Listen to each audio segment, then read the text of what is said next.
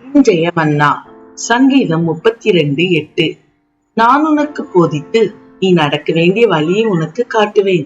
உன்மேல் என் கண்ணை வைத்து உனக்கு ஆலோசனை சொல்.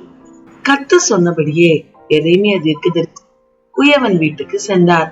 அங்கே குயவன் திரையினாலே வனைந்து கொண்டிருந்தார். குயவன் வனைந்து கொண்டிருந்த மண்பாண்டம் அவன் கையிலே கெட்டு போயிற்று. அப்பொழுது அதை திருத்தமாய் செய்யும்படிக்கு தன் பார்வைக்கு சரியாய் கண்டபடி குயவன் அதை திரும்ப வேறே பாண்டமாக வனைந்தான். இந்த குயவன் செய்தது போல நான் உங்களுக்கு செய்யக்கூடாதோ?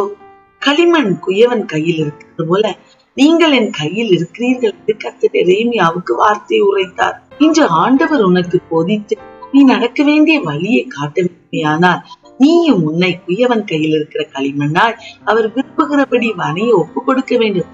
அப்பொழுது மேல் அவர் கண்ணை வைத்து உனக்கு ஆலோசனை சொல்லி திருத்தமாய் அவர் பார்வைக்கு சரியாய் கண்டபடி உன்னை வனைவார். God bless you.